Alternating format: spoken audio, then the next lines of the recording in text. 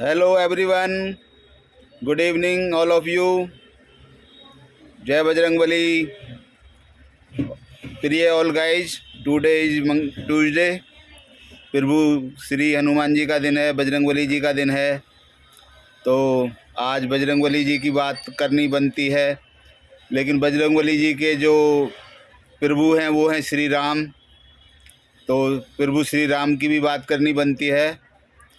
तो प्रभु श्री राम के बारे में कुछ आपसे आज ऐसी चर्चा करते हैं जो शायद अभी आपने कहीं चर्चा सुनी ना हो या ना देखी हो। तो आज हम और आप इस बात पर चर्चा करते हैं। मैं अपनी तरफ से बोलूँगा और आप कमेंट्स में भी अपने विचार रख सकते हैं।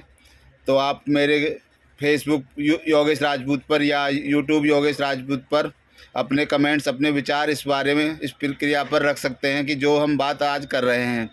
तो बात प्रभु श्री राम और बजरंगबली जी से संबंधित है। बजरंगबली जी का इसमें रोल कम है, लेकिन क्योंकि आज मंगलवार है तो इसलिए बजरंगबली जी का भी जय बजरंगबली बोलकर ही शुरुआत करते हैं प्रभु श्री राम की कुछ ऐसी कथा के बारे में जो थोड़ी सी आजकल जो नई पीढ़ी है उसके लिए अनजान है, या जो कुछ अपने मित्रगण भी हैं, भाई भी हैं, उनकी भी जानकारी में ये कुछ विषय नहीं है। तो आज कुछ अलग सा विषय पर बात करते हैं प्रभु श्री राम के। सभी ने सुना है कि 4 भाई थे, प्रभु श्री राम, लक्ष्मण, भरत, शत्रुघ्न। चारों भाइयों के बारे में सभी ने सुना है, लेकिन उनकी एक बहन भी थी। उनकी बहन के बारे में विषय में जो कम चर्चा सुनी होगी या नहीं सुनी होगी, तो आज उनकी एक बहन है जिनके बारे में हम आपसे बात करते हैं। भगवान श्री राम के जो बहन थी उनका नाम था शांता। तो वो सभी भाइयों से बड़ी बहन थी। राजा दशरथ की जो पुत्री थी शांता, वो सबसे भाइयों में सबसे बड़ी थी और वह राजा दशरथ और देवी कौशल्या की पुत्री थी। शांता बहुत ही बुद्धिमान बेटी थी। उनके बुद्धिमान होने के साथ साथ वेद कला और शिल्प कला में भी पारंगत थी। साथ ही वह बहुत ही सुंदर थी। ऐसा माना जाता है कि वह ऋग्वेद वगैरह के लिए और अब दिया गया था उन्हें इस तरह का एक आशीर्वाद मिला हुआ था कि वे सभी तरह के ज्ञान की भी ज्ञाता थी और उनको लेकर अलग अलग तरह की कथाएं हैं।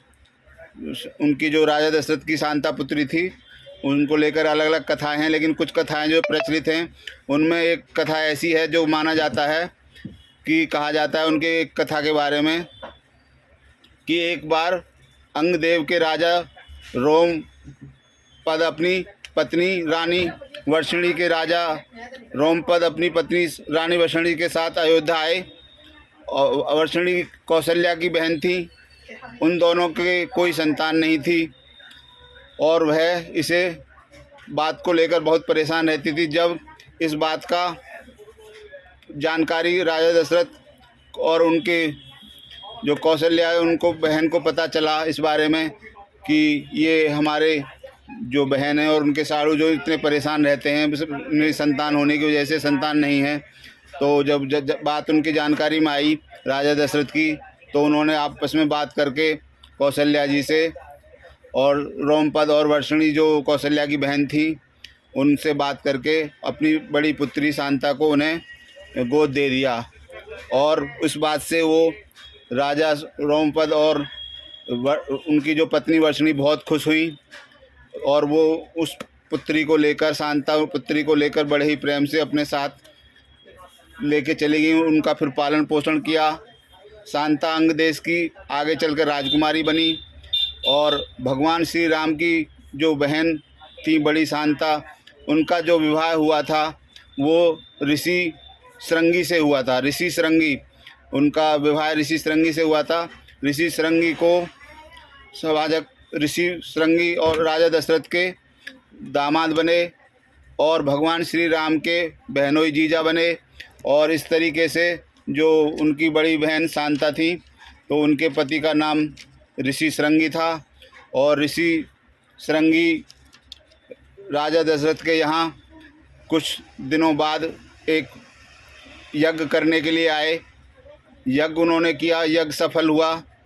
उसके बाद जब यज्ञ सफल हो गया, जब जाकर प्रभु श्री राम लक्ष्मण भरत शत्रुघ्न का जन्म हुआ, तो प्रभु श्री राम लक्ष्मण भरत शत्रुघ्न के जन्म से पहले सिर्फ उनकी एक बड़ी पुत्री शांता थी, और जिनकी कथाएं कम सुनने को मिलती हैं।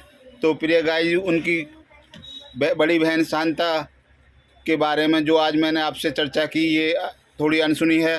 मुझे मेरे अंदर जो एक अनुभूति है वो ये है कि आपको मेरी कथा सुनाई हुई अच्छी लगी होगी और आपको पसंद आई होगी और अच्छा लगा होगा ये कथा सुनकर, प्रभु श्री राम के बारे में या उनकी बड़ी बहन के बारे में सुनकर।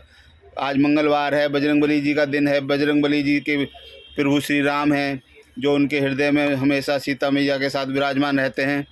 तो प्रभु गाय जा, तो उनके बारे में जो आपसे मैंने बात की है, तो आप अपनी विचार, अपने कमेंट्स, अपना जो भी बात रखना चाहें, अपने कमेंट ज़रूर रखें, और ताकि मैं भी आपकी फीडबैक जान सकूं कि आपको इस तरह की कथाएं कितनी पसंद हैं और आगे भी आप इनको सुनने के इच्छुक हैं, या आपको किस तरह के कितनी परसेंटेज पर आपको अच्छी लगी। आप अपने नंबर 10 में से नंबर दे सकते हैं। 10 में से 10 देकर आप कितना नंबर देना चाहते हैं इस कथा के बारे में, इस जानकारी के बारे में।